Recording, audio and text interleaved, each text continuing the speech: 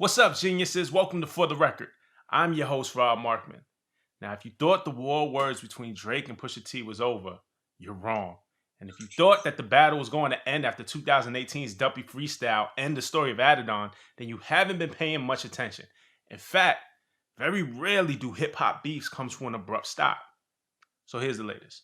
On Friday, July 3rd, the late Pop Smoke's posthumous album, Shoot for the Stars, Aim for the Moon, was released. The album featured 19 tracks, but was missing one that fans were expecting: Paranoia.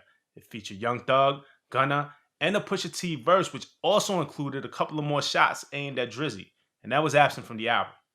Now, according to Push, it was Drake who got the heads of Universal Republic to stop the release. The casual rap fan might have assumed that Duppy Freestyle and Adidon, after that, the battle was over. But the fact is, both MCs have been throwing subtle shots ever since. Drake's Scorpion album featured a bunch of unconfirmed shots on songs like Mob Ties and 8 out of 10.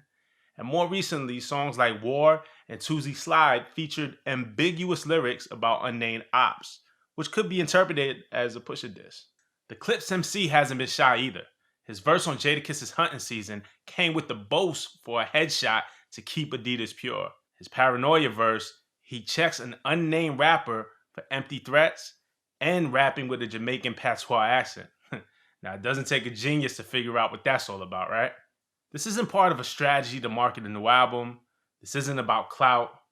General consensus is that Pusha won the battle. Even Drake himself admitted that on the Rap Radar podcast in December 2019. So Pusha really has nothing to gain here. When you look at Drake, one of the most successful and influential artists that hip-hop has ever seen, an L or W rematch against Pusha won't ever change that. His legacy is pretty much cemented. As often is the case in these battles like these, the continued back and forth is about unresolved feelings and issues between the two. The battle has been building since around the time Drake threw shots at Kanye in the Good Music camp on DJ Khaled's I'm On One. That's 2011. As well as Drizzy's own Over My Dead Body from the Take Care album, which came out that same year. Pusha engaged with Don't Fuck With Me and Exodus 23:1. And since then, it built all the way up to Duppy and Adidon. Look at Jay-Z and Nas's battle, arguably the most famous rap beef ever. That back and forth was brewing since 1996 when Nas refused to appear on Jay's debut album. And then Nas threw a sneaky shot referencing Jay's Lexus with TV sets in the headrest on The Message.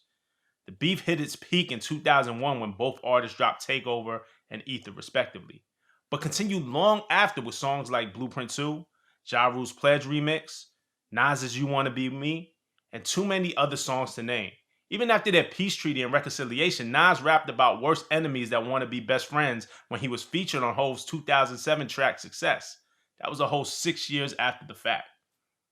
50 Cent and Ja Rule still haven't gotten over their beef, which began in the streets in 1999 and hit a peak in 2003 with Back Down and Clap Back. Just last month, Fifth was clowning Ja for his Gyro commercial. It's not like Drake hit the brakes on Meek Mill after 2015's back-to-back either. He dropped Summer 16 several months after he cemented the victory. And when Drake did it, it wasn't for clout. It was about unresolved feelings, ego, and just the general bravado that comes when you have every rap fan watching and judging. And with that context, the amount of Pusha T versus Drake records that we're getting doesn't seem so out of the ordinary, does it? Let me know how you feel in the comments.